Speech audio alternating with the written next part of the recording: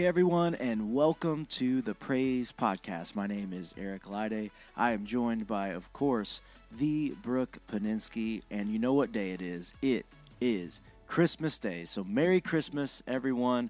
Hopefully, whenever you are listening to, you've already done all the family stuff. You've opened your gifts. The kids are tearing into boxes. Your living room is probably a disaster, but it doesn't matter because it's Christmas Day, Brooke, and that is always an exciting day. Brooke, how are you doing so far? Well, real time, we are in the middle of Christmas at Central recording. That's correct. And getting ready to... We're entering day 3 of Christmas at Central. Yeah. So it's Friday, and we just announced the 4 o'clock service. And we added a service. We added a service for the first time ever. Yeah, that's wild. Well, I mean, clearly not ever because we have 10,000 already. But I don't know, like last minute, kind of just to really love on our people. And we added an unplanned service. There we go. We added an unplanned service. So, but with that being said, like I'm tired, and I've got, but it's when John. He was praying for us like a week or so ago, just about Christmas, and he always, every time he prays about it, just in preparation, he always says like, Lord, just give us supernatural energy that could only come from you. And I have just felt that, and I'm so grateful for that. And we've got sick kids, so Tuesday, the first day of like, you know, our main rehearsal with all the pieces together. It's a big night, a busy day. And then I was at the doctor's office with Nolan because he has had RSV. And so then you're like, of all the weeks, of all the days, really, you know? And then Matthew yesterday got sick. Bryce got sick. I mean, it was just crazy. So like to just be, I don't know, definitely had the opportunity to make a lot of decisions, like conscious decisions in my spirit of just like, where will you put your attention to? And so like, are you tired? Sure. Are there 10,000 things to do? Sure. And what people don't know is next week we're off work, but we still have to have all the things ready for, you know, the weekend. And so I'm like, well, you're tying in all of that. And so, yeah, I'm trying to prioritize my to-do list and, all the things, but ultimately I'm just like making the decision just to be like so excited and pumped to be able to like be here and to lead and to like, I don't know, have like a first row perspective of what God is doing through these Christmas services that we've planned for so long and have prayed about for so long. And it's just really exciting. So I don't know. I mean, I'm tired, but I'm good. And it's really cool just to know that when you ask the Lord for supernatural energy and also like wisdom from heaven, it's like you can step into his spirit and it just carries you so well. So that's where we're at. But I mean, I'm excited to be here. I'm excited podcast Christmas morning. We're talking about that because that's when this obviously airs, and it's exciting. Christmas is my favorite time of year. Yeah, it's so good. And I was thinking about that last night because, you know, everybody asks like, oh, you know, how are you doing? Or how are you holding up? And if, you know, of course you're like, we're great. It's good. You know, well, we are great. It is good. But you know, physically it is just an extreme. I mean, you're talking, I mean, we had, gosh, I don't even realize. So Wednesday, our first day, of course, then we have to take that service and get it ready for WSIL. And so, I mean, you know, like you're here till 2 a.m. Mixing audio and stuff. And I mean, it's just, you know, it's just hourly. It's a very taxing, exhausting week and, you know, many weeks leading up to it. But last night during the 8 o'clock service, you know, like just taking a moment and you see all those people and then you really just get to take in like seriously how blessed that we are to get to do what we do and that we have the opportunity to do what we do. 100%. You know, all of the stress, the issues, the problems, everything else that comes with it, you're just like, it doesn't matter, you know, like all of that is because you just wouldn't trade what you get to do in just service to your church, the Lord, and all those people for anything. And Absolutely. So it just makes it worth it. Yeah. And, you know, to see people worshiping, to see families, you know, hugging each other and just lighting each other's candles and having moments, you know, like that. And that's what it's all about. That's and so awesome. it's been a great first 2 nights, and It's going to be great We next 2 normally nights. we normally at this point could say we're halfway done, but technically we're not halfway done now that we have an extra 9 service. services. So yeah, we have 5 to go, which I would do them. I love it. I would do them until somebody just cut me off. You know, like I'll go until they drag me off. But I know others would probably be like, yeah, it's probably time to call it. But yeah, so it's been good. So. If you got to join us for Christmas at Central, we hope that you were blessed. We hope that your family just was able to have a great time worshiping together and experience the real meaning, the true meaning of Christmas, and what we're all about. So we are just really honored that just the way the calendar fell, that we get to potentially. I don't know how many people are actually going to listen to our podcast on Christmas Day, but just the fact that we get to. Be a part of your Christmas potentially is really cool. And so we're just going to this podcast is going to be solely Christmas based. Just so you know, we're going to chat about some of our favorite Christmas things. And then here in a minute, we're going to just read the Christmas story right out of Scripture. And then we'll talk a little bit about that as well. So maybe if you're listening to this on Christmas Day and you're like, I would really love to read my family the Christmas story, but I'm not exactly sure what to read. Well, here you go. We're going to tell you exactly what to read, or you can just play it out loud. Oh, you said it. Because you're going to get to hear Brooke read and me read, which will be... I don't know. I feel now I'm thinking of like all these children who could possibly hear me read the Christmas story, and I just do a terrible job at reading out loud. Well, it's okay. So these poor kids. It's all right. Well, no, it's the teacher heart in me. Yeah. I can do it. I can do it. We got it. So before we traumatize children with Brooke's reading, it's okay. Typically, we do a song spotlight, and I told Brooke, I said, I feel like it's only fitting that today's song spotlight needs to be Christmas based. Okay, so, you did say that, and then I failed to clarify if it had to be a Christian Christmas song. No, you can, or any Christmas you can pull song. Listen, so and the first 2 nights, okay, we've been doing this. So usually Noah, Eli, and I for what? For Christmas for at Christmas. Central. Yeah, okay. So Noah, Eli, and I have been going out and taking requests, okay? So, like, we just go out, like, 15 minutes before service starts just to have some fun. Most people have been sitting in there for, like, 45 minutes at this point. So we just go out, have a little fun. We take requests. We butcher them. It's a blast. We laugh at ourselves. It's fun. But last night... And get laughed at, We which get is laughed great. at a lot. And last night, I only do kids, particularly thinking... We're going to get a lot of Frosty. We're going to get a lot, which last night made me realize how little I know the words of Frosty just off the cuff. Oh, yeah? Yeah, I butchered it. But, I was thinking we're going to get Rudolph, Frosty, Jingle Bells, all these simple songs. No, we're hardly getting any of those things. Oh, my gosh. Last night I don't even remember what the song was called, but she was like, yeah, it's by Ariana Grande. Oh. And I was like, what? What? Yeah. And I was like, well, we're not going to do that. So anyways, all that to say, that's not a Christmas carol. It clearly does not need to be a whatever. Yeah, it can be whatever. Clarification, Christmas. like you said, carols. Yes. And I'm sorry, but like whatever Ariana Grande is doing, like that's not technically probably not a carol. No offense, but no, I clarification. Got a pretty good who was the one? Wasn't there someone, a little kid who asked for? What is it? I want a hippopotamus for Christmas. Yeah, we've sang I want a hippopotamus for Christmas, I think 2 out of 4 times. That's amazing. So, and again, I didn't even know. I had never even heard of that. And That's awesome. But I told this little girl, I said, I don't know this at all. Never even heard it. So I said, we'll do it, but you have to lead it. And by golly, she took the mic and she led that thing. Oh, my gosh. And she did a stellar job. Yeah, That's amazing. She did awesome. So cool. It's been fun. But so Brooke, what is your question, potentially non carol Christmas song?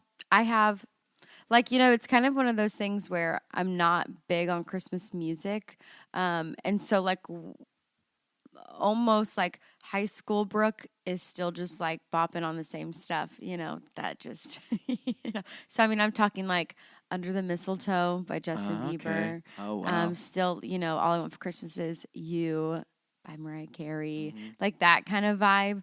The Jonas Brothers have a great Christmas song. I kind of I love that kind of stuff. And it's familiar and sentimental maybe. Yeah. Like it takes you back to just a younger time.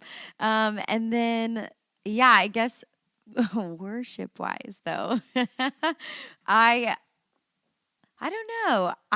There was one that was like I had to sing last year and it was miserable, but I really liked the song. I just didn't like to sing the song. Do you remember what it was? I feel like it was like a We the Kingdom song or something. Yeah, it's Light of the World. Light of the World. Light of the World. Yeah. Yeah, Treasure of Heaven. Yeah, that's what it was. I like the sound of that one, Light of the World. Yeah. That's a good one. It is a good one. By far, my favorite Christmas song is "Oh Holy Night." Yeah, that is your favorite. I love that one. Well, and yeah, anytime. Well, the last 2 years, our team sang it for Christmas services, and it was easily one of my favorite parts of each of those years that we did that. Yeah. I mean, it was so good. And then the aerial list, like last year, I think. Right? Yeah, or 2 years ago last year? I don't remember. Last year they did I mean, they just nailed it. I mean, it just, that's a good one. I'm not surprised that's your fave. Yeah, it'd be up there for me too. Yeah. I don't know what my, probably. What's your non-church related Christmas song? Probably a little Last Christmas by Wham. What in the world? Last Christmas. Oh, yeah. I gave you my heart. Yeah, okay. But the very next. Which brings up a point of like, like the very next day you gave it away. Like how strong could that relationship have And then really you're been? like, this is kind of a sad song. Yeah, well, and clearly, there's a little like we need to desperation. Talk, you almost we need to talk to this girl. Like, she's like, call her up. Yeah, I mean, like, hey, have some, like. You're better than have some standards. Yeah, have some standards. You don't need to meet a guy just so he can throw it away the next day. Yeah, and for all of our Swiftie fans, well, for sure, what is it? She's got a good one. It's a Christmas Tree Farm or something like that. I don't know. Yeah, I'm pretty sure, and that one's decent as well. So, anyways, check that out. There's a handful. So, what is your favorite Christmas tradition, Brooke? Like, what would you say, or not even favorite? Maybe first off, do you have a Christmas tradition? Well, I feel like we talked about this last year. We might have, and I don't know what it says about me that I've not grown since then. In my answer, well, traditions generally stay the same, so that is okay. Yes, I would say that growing up, Christmas was not always my favorite kind of time of year. Just with to be real, like I had a very traumatic upbringing. Okay. Like it just was a lot. And with that, tradition has to be the same. And where I'm from, things always changed. And so we couldn't have traditions. We didn't have traditions. And, I mean, it's no disrespect or anything to my family or parents. It's just was the season of life everybody was in, and it was challenging. It was hard. But in that, of course, as a kid, then you fill all that out, and I don't know, I just didn't really love the time of year. But as I got older, and especially when Hayden and I got married, it kind of was an unintentional tradition. But and people who know me and people who've heard me talk about this before and who heard our podcast last year know what I'm about to say. And our Christmas tradition now, and that I really enjoy, and now our kids do it with us too, is on Christmas Day in the evening, for dinner, we go and get Chinese food. Yes, you guys are Chinese food. Mm-hmm. Yeah. Mm-hmm. And there's something about it that it's so the day that restaurant closes, I'm like, see, this is why we don't do tradition. No, there's something about it that I love because and I guess even since we've been married, shortly after we've been married, Hayden worked here. And so I've been involved in Christmas services, not as a staff member, right. And he has as a staff member even before, I started working here. So Christmas has really been busy for us a lot because we were part of these services. Right. And, so there was something that felt really good when we were married and we didn't have kids or whatever.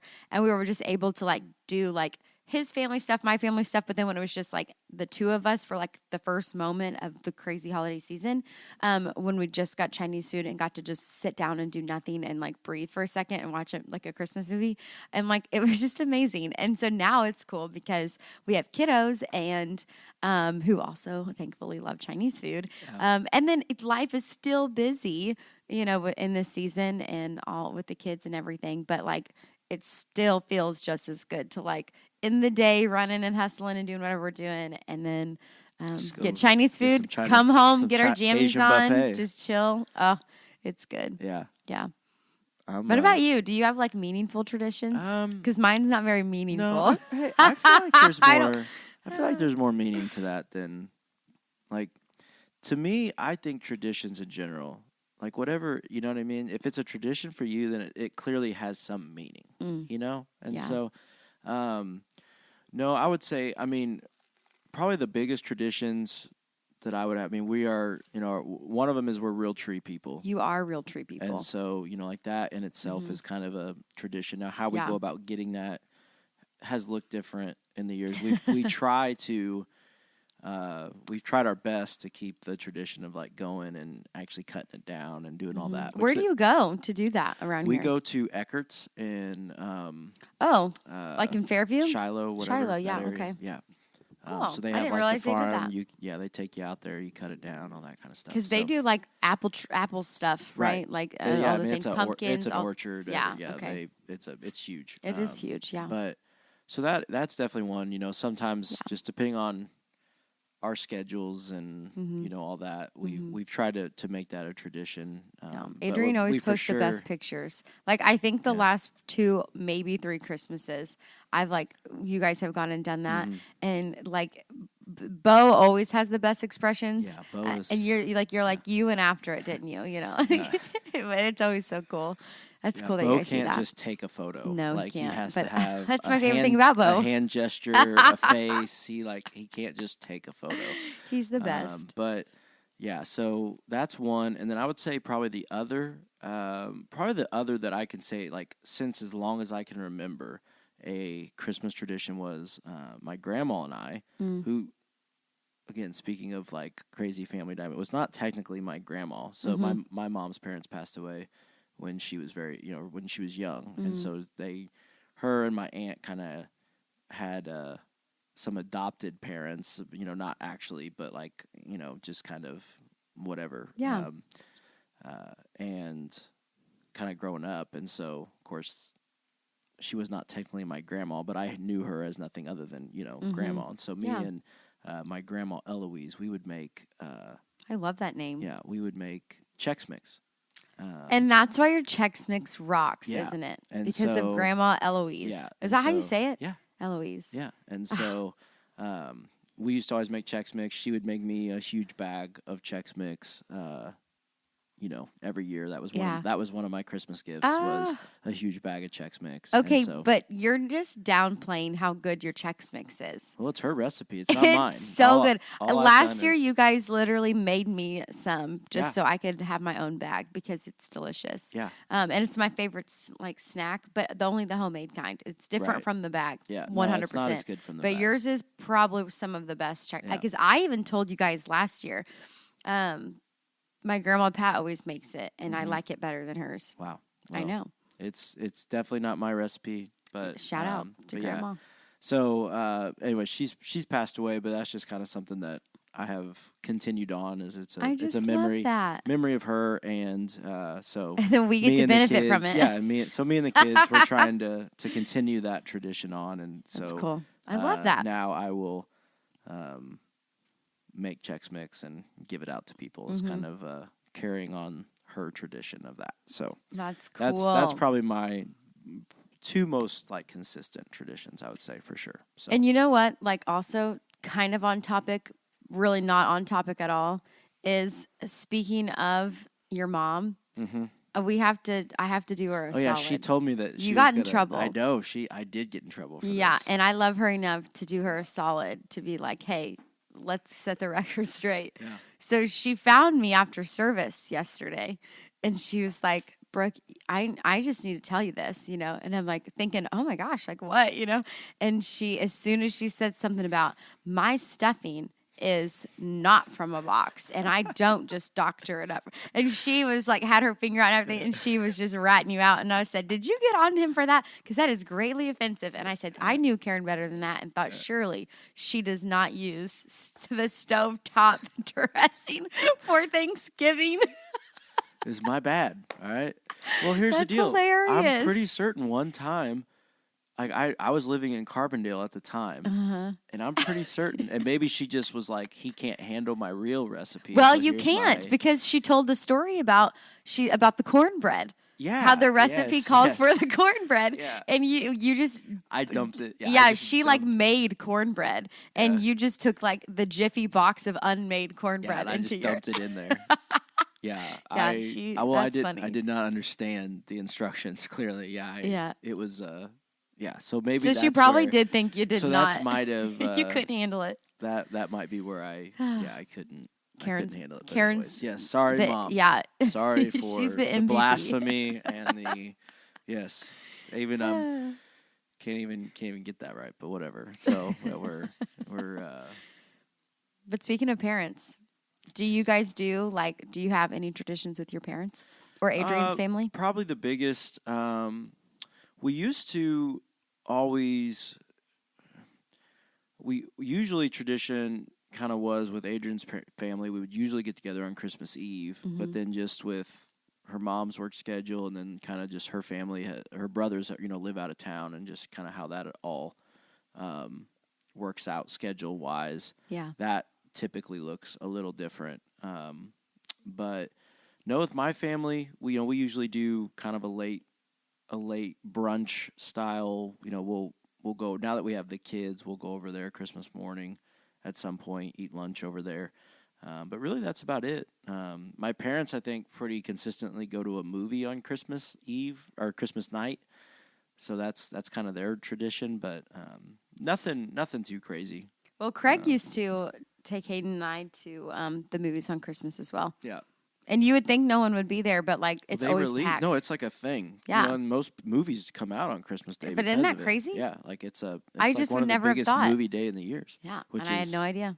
And I don't watch a lot of movies either, so I'm pretty illiterate when it comes to movie etiquette. Yeah. But yeah, so.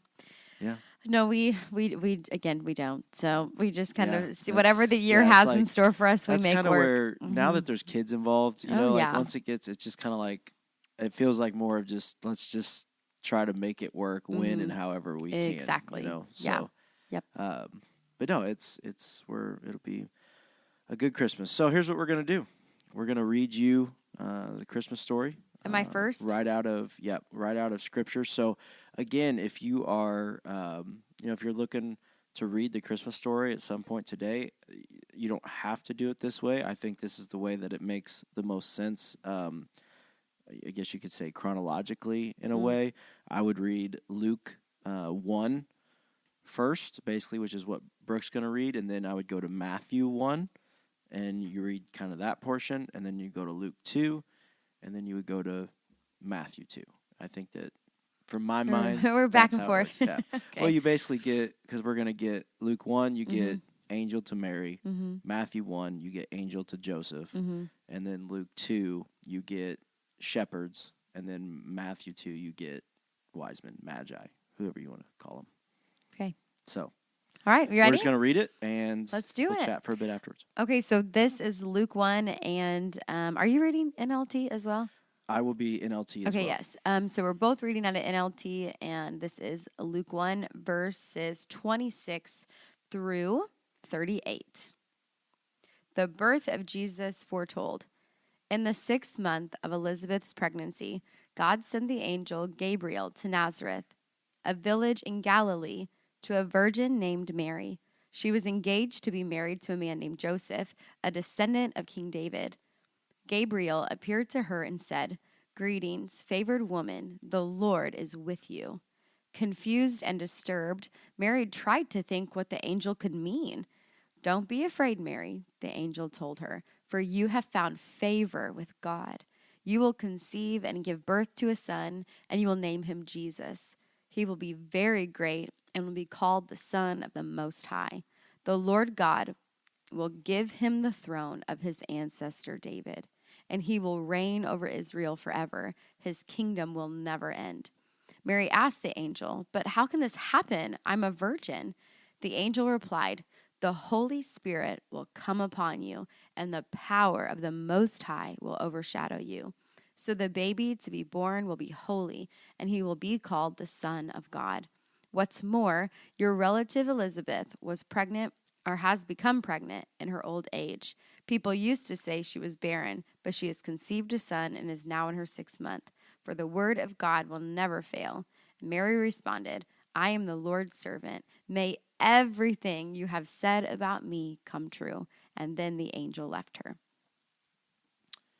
Matthew 1, starting in verse 18. The birth of Jesus the Messiah. This is how Jesus the Messiah was born. His mother Mary was engaged to be married to Joseph, but before the marriage took place, while she was still a virgin, she became pregnant through the power of the Holy Spirit. Joseph, to whom she was engaged, was a righteous man and did not want to disgrace her publicly, so he decided to break the engagement quietly. As he considered this, an angel of the Lord appeared to him in a dream. "Joseph, son of David," the angel said, "do not be afraid to take Mary as your wife, for the child within her was conceived by the Holy Spirit, and she will have a son, and you are to name him Jesus, for he will save his people from their sins."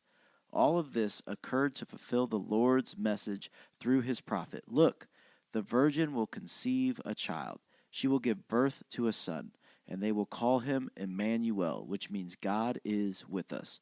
When Joseph woke up, he did as the angel of the Lord commanded and took Mary as his wife. But he did not have sexual relations with her until her son was born, and Joseph named him Jesus. Luke 2, the birth of Jesus. I'm going to be reading verses 1 through 20. At that time, the Roman Emperor Augustus decreed that a census should be taken throughout the Roman Empire. All returned to their own ancestral towns to register for the census. And because Joseph was a descendant of King David, he had to go to Bethlehem in Judea, David's ancient home. He traveled there from the village of Nazareth in Galilee. He took him with Mary, to whom he was engaged, who was now expecting a child. And while they were there, the time came for her baby to be born. She gave birth to her firstborn son. She wrapped him snugly in strips of cloth and laid him in a manger, because there was no lodging available for them. That night there were shepherds staying in the fields nearby, guarding their flocks of sheep. And suddenly an angel of the Lord appeared among them, and the radiance of the Lord's glory surrounded them. They were terrified, but the angel reassured them. "Don't be afraid," he said. "I bring you good news that will bring great joy to all people. The Savior, yes, the Messiah, the Lord, has been born today in Bethlehem, the city of David. And you will recognize him by the sign. You will find a baby wrapped snugly in strips of cloth, lying in a manger." Suddenly, the angel was joined by a vast host of others, the armies of heaven, praising God and saying, "Glory to God in highest heaven, and peace on earth to those with whom God is pleased." When the angels had returned to heaven, the shepherds said to each other, "Let's go to Bethlehem. Let's see this thing that has happened, which the Lord has told us about." They hurried to the village and found Mary and Joseph, and there was the baby lying in the manger. After seeing him, the shepherds told everyone what had happened and what the angel had said to them about this child.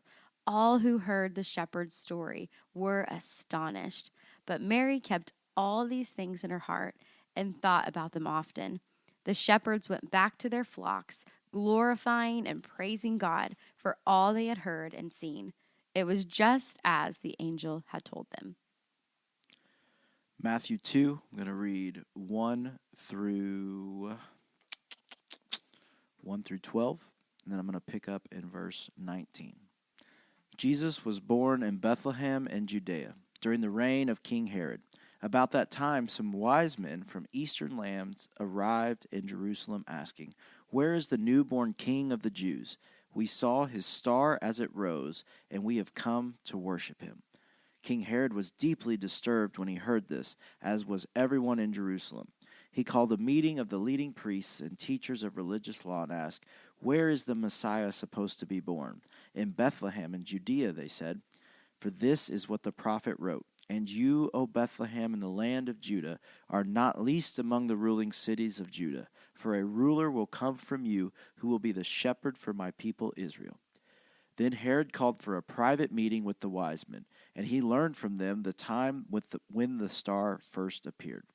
Then he told them, "Go to Bethlehem and search carefully for the child, and when you find him, come back and tell me so that I can go and worship him too." After this interview, the wise men went their way, and the star they had seen in the east guided them to Bethlehem. It went ahead of them and stopped over the place where the child was. When they saw the star, they were filled with joy. They entered the house and saw the child with his mother, Mary, and they bowed down and worshipped him. Then they opened their treasure chests and gave him gifts of gold, frankincense, and myrrh. When it was time to leave, they returned to their own country by another route, for God had warned them in a dream not to return to Herod. Picking up in verse 19, when Herod died, an angel of the Lord appeared in a dream to Joseph in Egypt. "Get up," the angel said. "Take the child and his mother back to the land of Israel, because those who were trying to kill the child are dead." So Joseph got up and returned to the land of Israel with Jesus and his mother. But when he learned that the new ruler of Judea was Herod's son Archelaus, he was afraid to go there. Then after being warned in a dream, he left for the region of Galilee. So the family went and lived in a town called Nazareth. This fulfilled what the prophets had said: "He will be called a Nazarene." The end. The end. Not really, but kind of. The beginning. Just the beginning. Well, there you go. Anything as you read that stands out to you, that you're like, taking time to hear it all together, that you're like, hey, this is a point worth noting? Well, yes, but it kind of also ties into something we didn't read.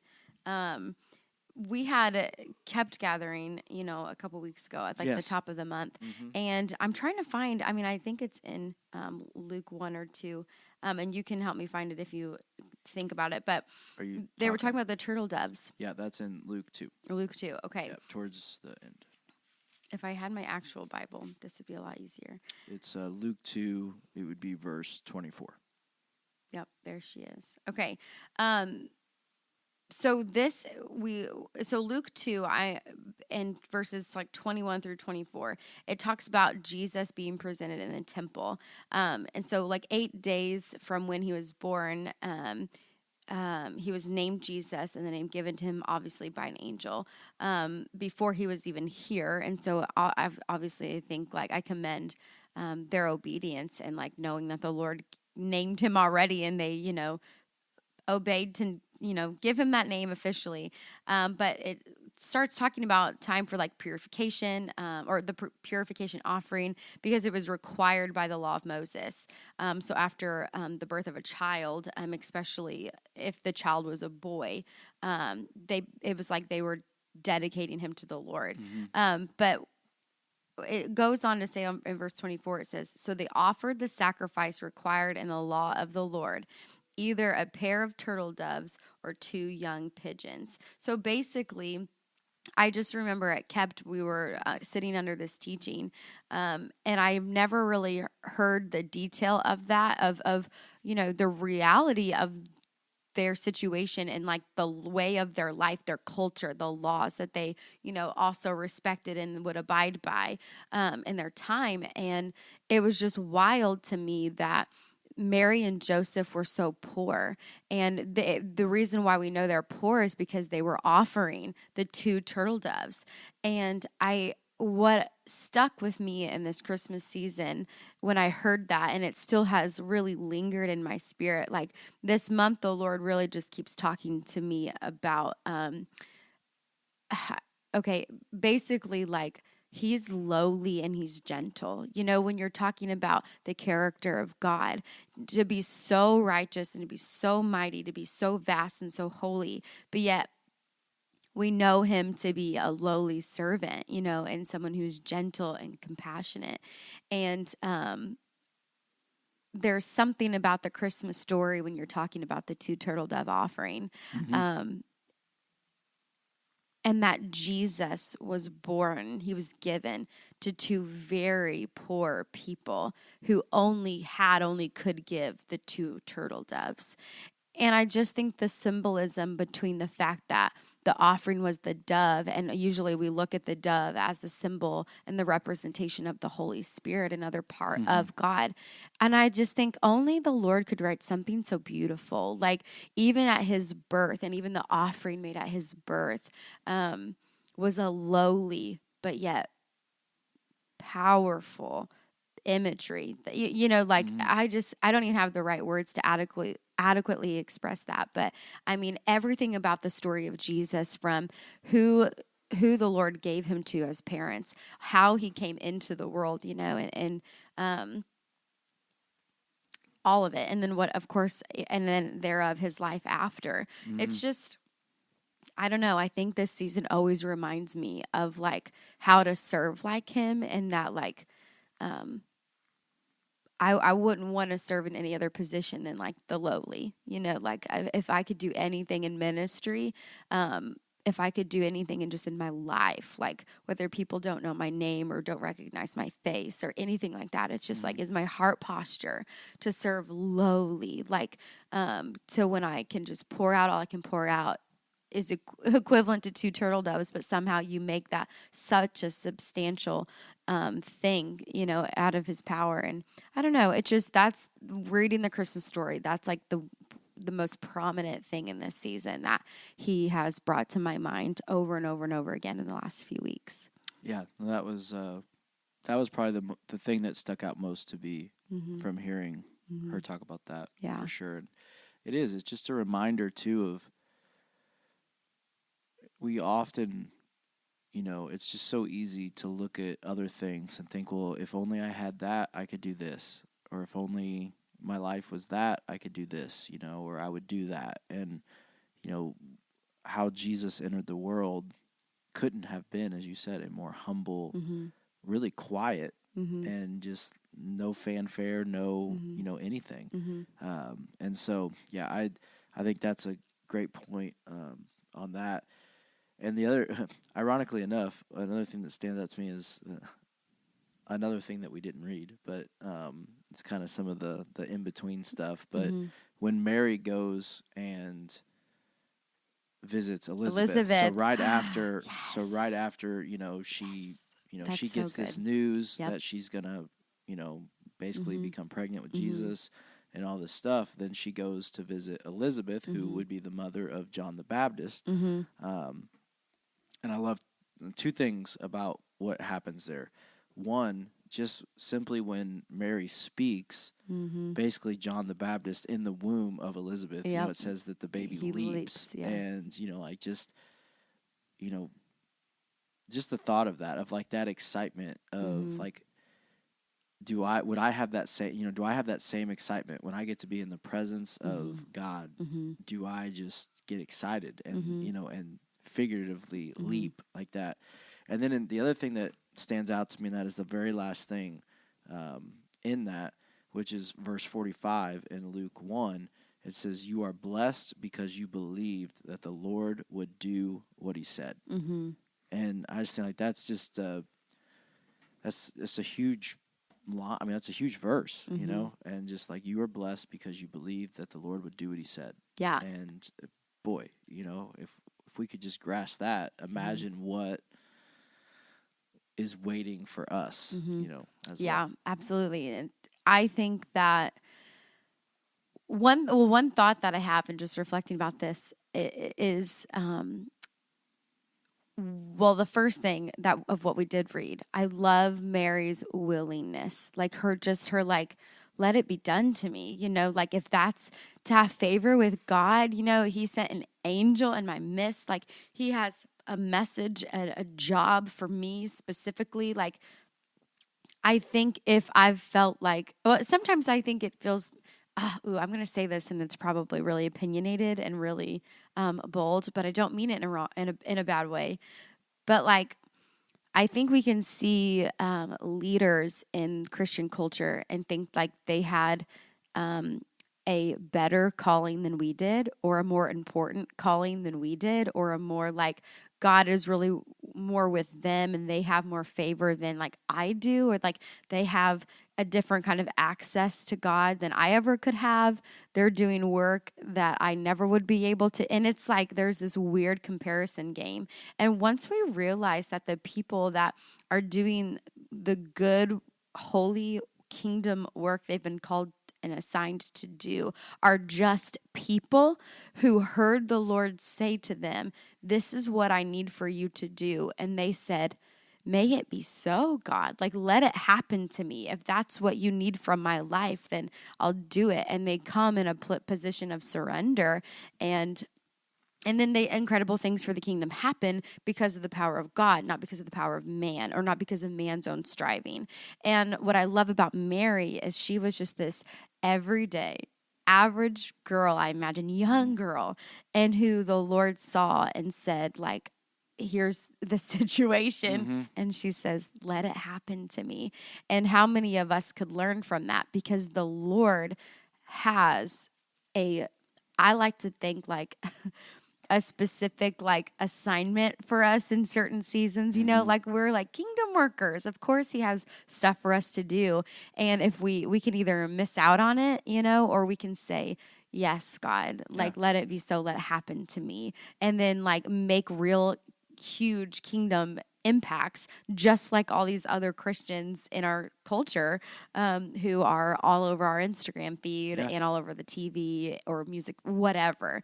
And like, it's just the same. We're all just people who are hungry to give the Lord like our yes when he gives us a call. Yeah.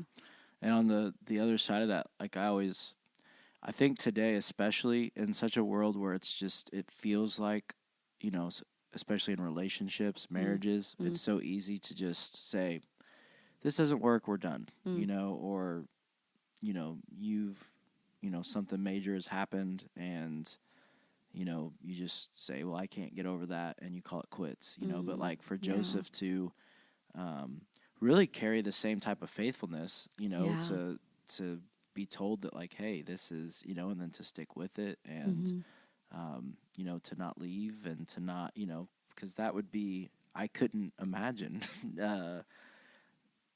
being in that spot, you know what I mean? And you're like, I can just pick, as a guy, I can just imagine what he's like, yeah, okay, you know, right, yes, an angel, you know, I mean, like, yeah, I can think of a lot of things that were probably running through his mind, you know, so funny. And so that's really cool. And I love to really, honestly, just recently, I've really, I think, grasped really the correlation between like Jesus's just arrival and some of his early life things to really like how much it correlates to Old Testament, what like Israel walked, you know, I mean, Jesus comes in, you know, basically the correlation between him and Adam and just all, you know, like he comes in a, you know, immaculate conception kind of thing, same, you know, Adam is created by God, Jesus, you know, the same deal, and then, you know, he flees to Egypt just like Israel did, and then, you know, basically because he has to be there, and then he's able to escape Egypt, and he comes out of that, and then as he grows, you know, just as Adam and Eve are tempted, then Jesus goes and spends, you know, time in the wilderness with Satan as Satan tries to tempt him. And you know, there's just so many correlations there that it's really neat how the Bible just, I mean, it's all so intentional. And like how Jesus came, how God sent Jesus to this earth, and all of the things that he experienced and walked from birth all the way through, every bit was so intentional and had meaning and had purpose. And I mean, it's awesome. Absolutely. And my second thing goes along with what you're saying in the fact of let's talk about the prophetic. I mean, the Bible is just the most beautiful prophetic piece of writing that we could ever dive into and digest.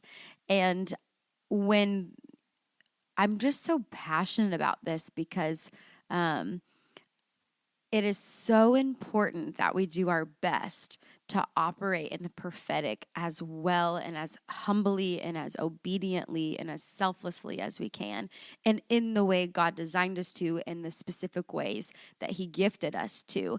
Because the very fact that Mary even knew about Elizabeth was because, an angel told her, and I'm thinking like, that's supernatural. That's a supernatural interaction that you had.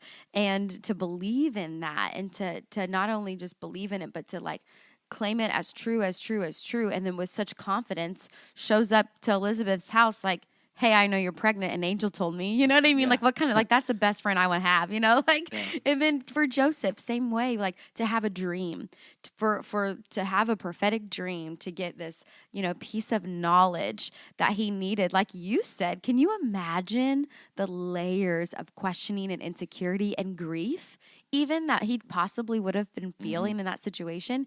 And because God is a prophetic God, and He meets us even when we sleep at night, and He gives us a supernatural insight or word, it makes all the difference in the story that God is writing, and how it is reflected in the natural, and how it comes across in the natural. And so I think, man, like, without the prophetic, even in that season, can you imagine how much more complicated the season of Jesus's birth would have been?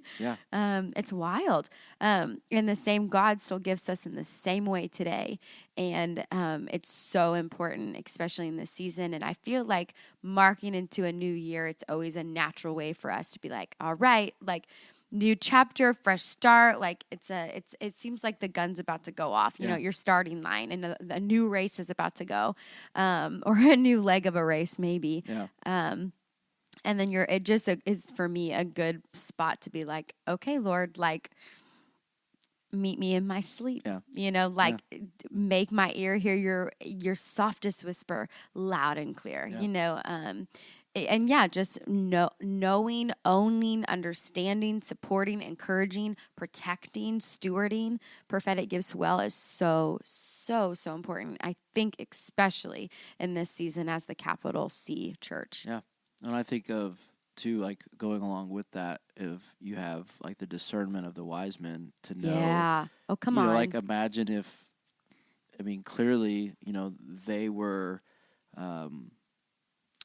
receptive and, listening to, God and the Holy Spirit, because they could have easily just, gone back and, who knows? And so, I think that there's a lesson in discernment from them of again, understanding and doing the right thing based off of what God tells you to do. And overall, the confidence that was displayed in each of those situations, we are so guilty about going back and forth of, oh, did I hear you, God? Right. Or did you say that, God? Or oh, whatever, and it's just like, they did not. The Bible doesn't say that they did that. No. They heard the Lord. They saw the Lord. They saw a the whole Lord different way, just to make sure that it was that they had, Yes. they went, you could say, above and beyond to make sure that they were carrying it out to the best that they could. Yeah, and just think about what they would have missed.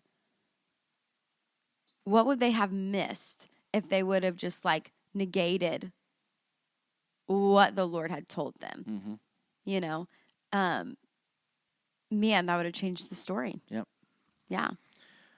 Well, hopefully hearing this story maybe all together for the first time instead of bits and pieces, or hearing it on Christmas Day of all days to celebrate what this day is all about was beneficial to you and your family. And like I said, we are honored and grateful that we may have had an opportunity to spend Christmas Day with you and your family, and we just want to wish you all a very Merry Christmas. We want to thank you all for another great year of Praise Podcast.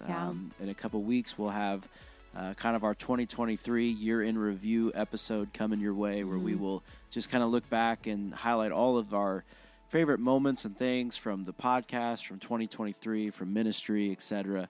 And it'll be a fun one, so be looking for that. And we just want to wish you all Merry Christmas. Hope you have a great day with family and friends, and it's a day of happiness and celebration. And most importantly, it's a day of remembering why we celebrate, and it's a day of remembering Jesus' birth. So we thank you all for listening. We hope you have a great rest of your holiday season. And as always, let's be people in every way and every day that bring the praise. We'll see you next time.